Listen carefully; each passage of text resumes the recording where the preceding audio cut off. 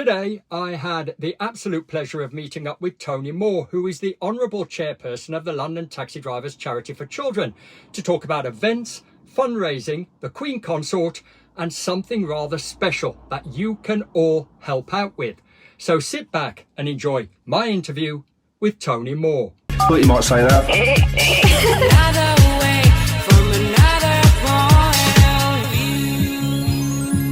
London Taxi Radio, the cabby's choice. Great to see you, as always, Tony. But before we get into this, I just want to talk a little bit about yourself, because the last time I did an interview with the Honourable Chair of LTCFC, it was in the shape of Michael's son. Yes. And since then and now, there's been a kind of metamorphosis, and the Honourable Chair is now in the shape of Tony Moore. It's a round shape, but yes, it is a shape. Well, I liken it to the transition from David Banner to the Incredible Hulk. A very mild-mannered, a very good-natured Incredible Hulk, I've got to say. I'll take that one. So just tell us a little bit about when you took over the chair and what it's been like. When I was asked to take over the chair because Michael Son is retired now. He's actually fully retired. So he wanted to just step back a little bit, and I didn't realise at the time how much there is to oversee, overdo, and, you know, make sure everything's planned, because I was a driver. So I turn up at events, do what I need to do, go home. But it takes up quite a bit of your time. It does take up quite a bit of your time. Give us the tale of the tape. Say in the last couple of weeks, what has the charity taken up? Right. We have just finished sorting out with Stephen Hawking School. And that means I've had to go and see the teacher, see what the teacher expects, because we're going to take entertainers to the school because they couldn't come to the Christmas Mad Hatters party. So, but I've had to go to the school and take the day off to go and speak to them, have a look around the school, see what we could do and what entertainers we can bring to the school. So, you know, every day off I have is arranged through doing something with the charity, which my wife does really appreciate, I've got to be honest. You know, like I say, I'm speaking to you now. Yeah. So I'm not at work. Like yourself. Like yourself. So but I'm not at work. But then after I've finished with you, I've got to go to the Asda store in the Isle of Dogs to see if they can, you know, fit us in on the date that we've arranged, which we'll talk about later. But we've now got a date, so I've got to go and see Asda. Then I've got to go to a school about a sailing event that we've got coming up. So every day that I try and squeeze in as much as I can on that particular day off. So yeah, days off are not really days off. Well, it's a day off from driving the tanks. Yeah, well, it's all good stuff. Now, we're pretty much on the back of the charity's biggest winter event. And I've got to say, viewers, if you've never been to the Mad Hatters Tea Party, then it is such a spectacle on a grand scale of the likes you've never seen before. Yeah, but Tony, trying to organise an event like that with so many variables must take a lot of doing. So it does. What does it take to organise an event like that? Well, we have our schools liaison officer, so he connects with all the schools. And I mean, this year we had 630 children, but they all come from the special needs unit. So he has to be, you know, and get them all fully aware of how to get there, what to do, how, you know, what the event consists of.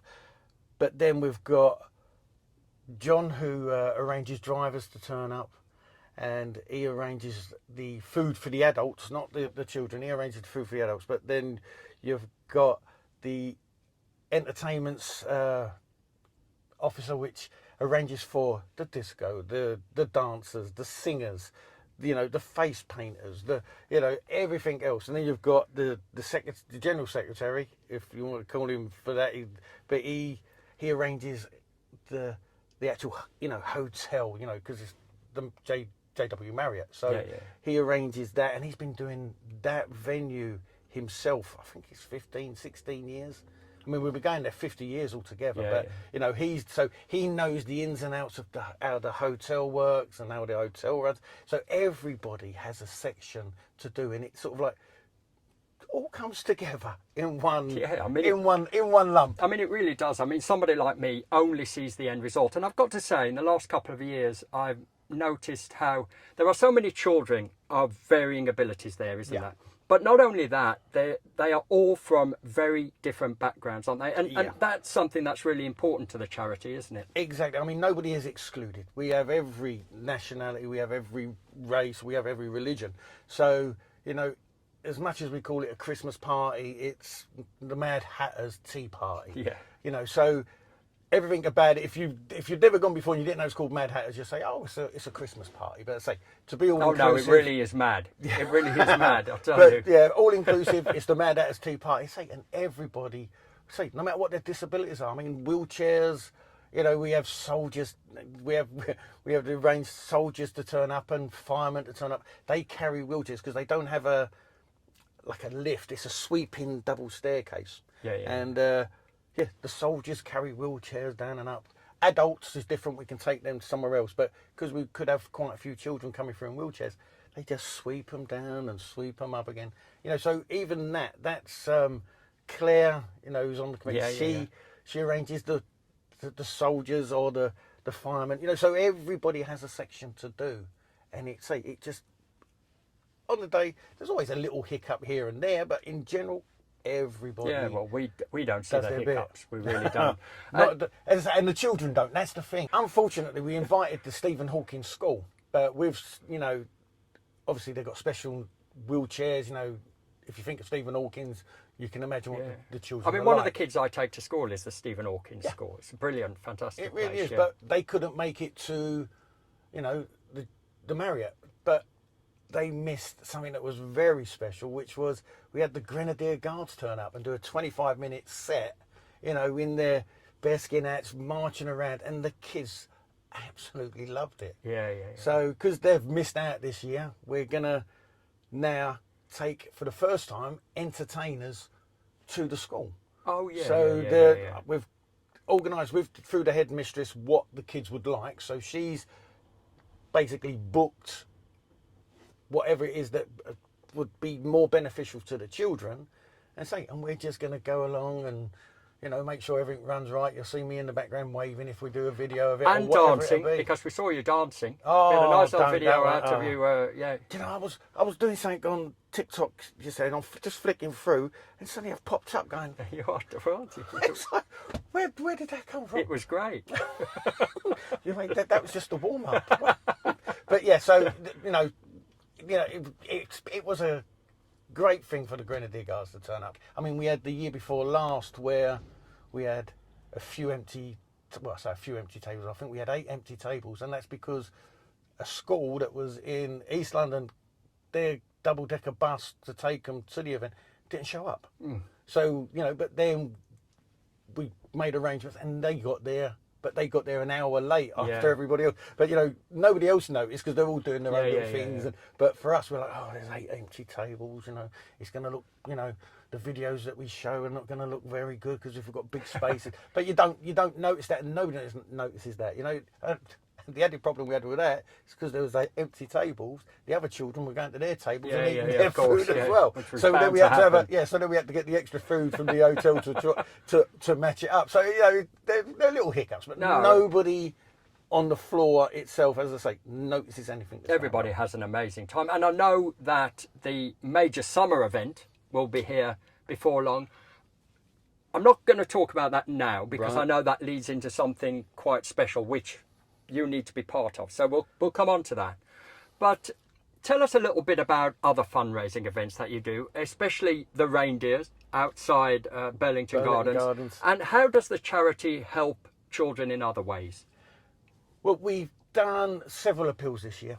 Some of the appeals we've done, which go into the thousands of pounds, but we've done the wheelchair for Sid. You know, we've got that sorted out. We've done a tricycle for a young lad that specially built because his family couldn't afford to buy this spec, but he will use it, say, for 3 years, and it can be adapted to, you know, it's got neck braces, and but it means he can interact now with his family.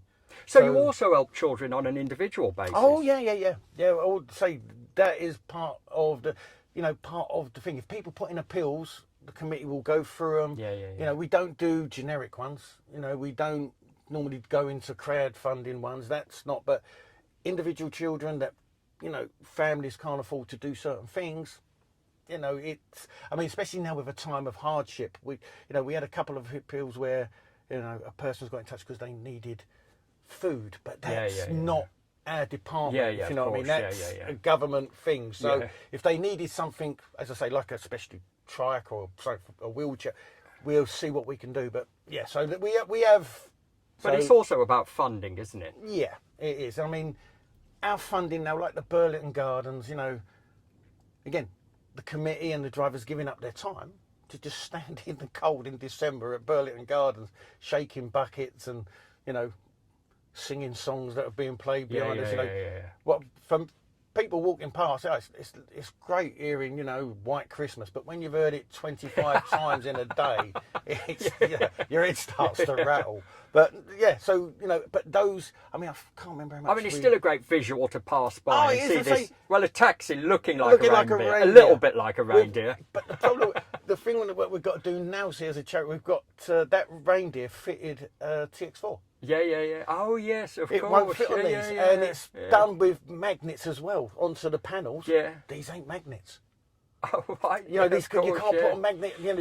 They don't got no metals for the magnets to attach. So we've got to somehow, or Claire is actually sorting out about getting another one made bigger and with different ways of trying to attach it. Without damaging a very expensive vehicle. But that actual reindeer converts in the Easter time to a rabbit. So whereas it could be either, really. And we developed with the antlers. We got floppy ears. So we can then go to a store somewhere at Easter and do the rabbit, and then people hopefully put money in a tin. That is as simple as that. Yeah. And the summer event. Now, where do you usually go? Southend. Southend. Yeah. So we are known for our Southend trips, but they have become, since COVID, very complicated. Councils both ends really, where we leave from and where we go to. So them kind of things are out of our control. So we couldn't go to Southend last year because where we normally have the car park where we leave the cars, the council didn't give us permission to use the car park. But if we didn't have the car park, we couldn't use the hotel that it was attached to. And, so then because of that, we couldn't go to the Peter Pan world. So, at the last minute, it all had to be changed. So it's just last year was levels of bureaucracy that are a problem. Yeah. And it's like the car park was a health and safety reason, I believe. Or there was a reason. There was a reason. But you did go to the wildlife park. Oh, yes. Last year, which was a brilliant day out again. I was there. It was a fantastic experience. But that has led to something quite significant, hasn't it? Now, I'll let you tell us about that. Well, we was put forward to go into the Smiley Awards, which is the short video awards, 5 minutes and under. And we're in that section, which I believe was filmed by some strange fella that I can't. No, I don't. But so again, thank you to you for that. But we've got through to the final stage, which is a red carpet event in Leicester Square. The Odeon. It would be the Odeon. It's the Odeon. So where all these red carpet events take place. Exactly. It's quite incredible. I really. got a chance to, maybe comb my hair and put on my suit again. That ill-fitting suit. Yeah, we've all got one of them. So there we go. I can do that again. But I say, from there, we don't know if we've actually won. Yeah. It's not a monetary prize but it's hopefully exposure for the charity trade. Yeah. So show, it go out to newspapers. It will, go out in magazines or whatever it be, and it will. Especially if we win, it will just show. How how the taxi service in general acts within the general public that they don't know. Yeah, I've got to say I will add to that because, like most charities, LTCFC doesn't get the recognition that it deserves, but more so, it also doesn't get the funding that most charities are privileged to. So, this could go some way to giving LTCFC the exposure that it so rightly deserves. So we'll put the link up to that. If you can go to that, I think there's only about 4 more days, isn't there? Voting. Exactly that from now. And really, it's nice to be an also-ran, but it's also nice to win an award, and it is the People's Choice Award, and this could give the charity some exposure. That's what I mean, with the taxis that we have, whether it is 17, 18,000, if they've all got a family member or a child, they've all got a phone, and it is free, it literally is 3 clicks on a phone. Yeah. You go, that's the one, boom, and send. 3 clicks on a phone. So we should, or we got a good chance of winning it. We do have a good chance, but we are up against, you've done that, but we've got people that are bigger charities that are more. With filmmakers, professional yeah, filmmakers. in a way, yeah. I mean, as I say, but if anybody's not seen Sean's video itself, I must admit, it is so well put together.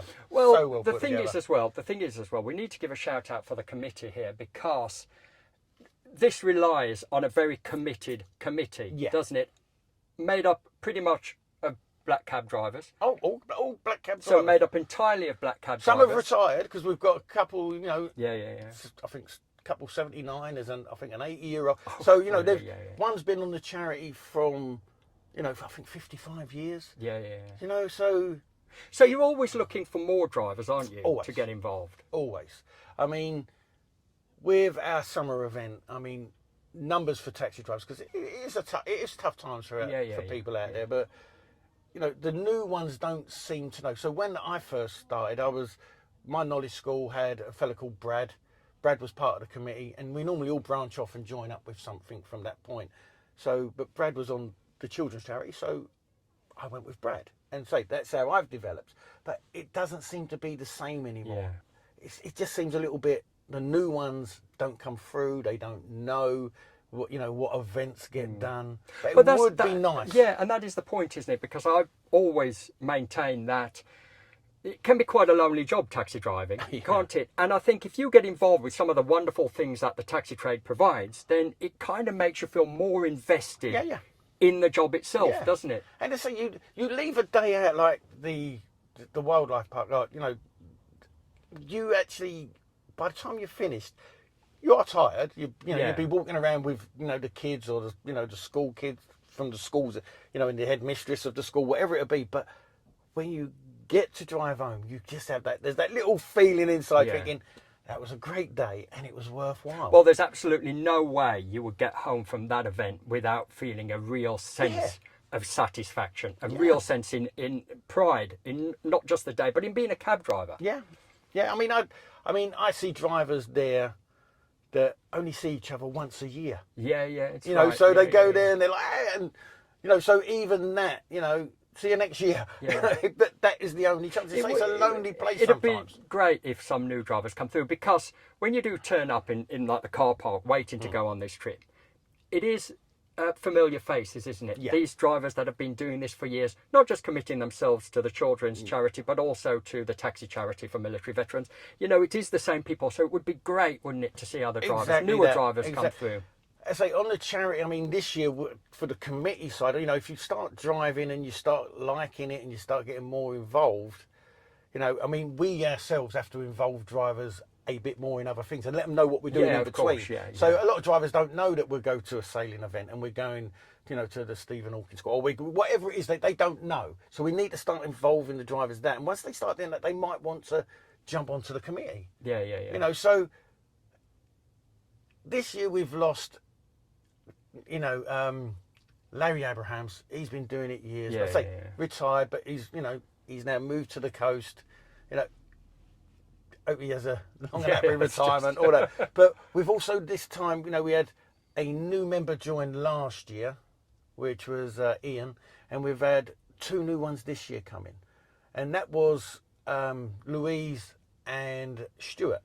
Now, Louise had only ever done one trip. She'd done the trip last year, and then she spoke to somebody and said, "Oh, this is great," and she's jumped on board to the committee just from one trip. Yeah. And we had our AGM this week, and she's now going to be our minute taker. But she will get more and more involved, and every time something happens like the Mad Hatters, she's never been to one of those before. So she was on the committee before she'd even been to a party. Yeah. But she was like a deer in headlights for that. She's like, I don't know what to do. Where do I go? He's like, just don't worry, just have fun. Just have fun, take it in, soak it up, and then it'll all. Next year we might get you more involved Yeah, with yeah, yeah. doing different departments. So get involved, because Yeah. you won't be disappointed. Now, we can't possibly leave this without mentioning who the patron is for the charity. Who is it?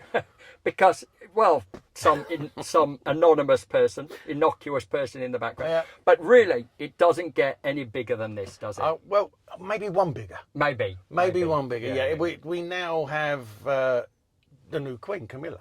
Yeah. So she is our patron. So she's been our patron for several years. Yeah, it's fair to say that she was patron before. Yeah. So And I also imagine that she would have had to be more selective when she became Queen with her engagements, but she kept the charity on, didn't she kept the charity going. She, they are involved. I mean, for me, on a personal level, I never thought I'd be having to write a letter to the royal family. Yeah. To for my concerns about the King's health. But Yeah, I had yeah. to write to her, and then I spent hours trying to find because the right protocol which you have to call them, because what you have to write in a letter is different to what you say to them when you speak to them in person.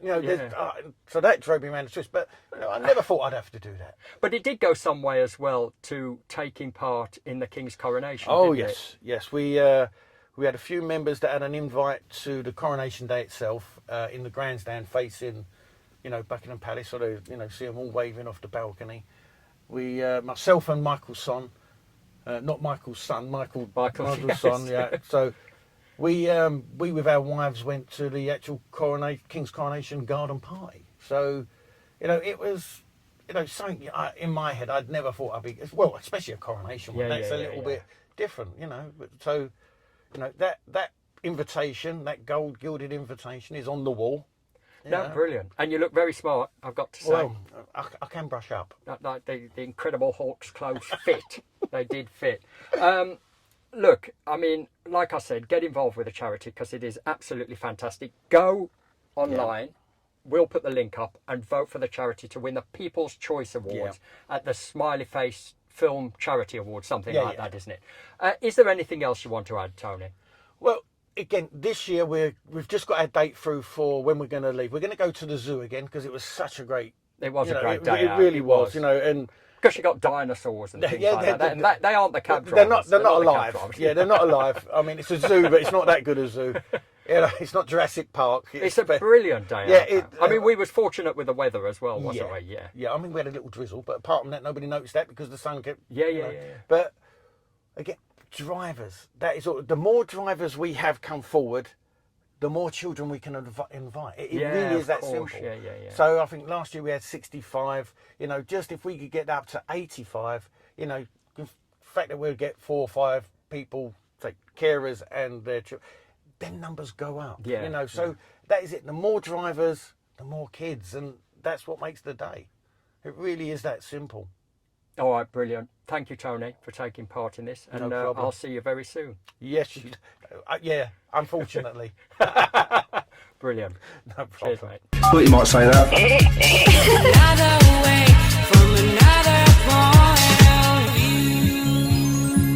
London Taxi Radio, the cabby's choice.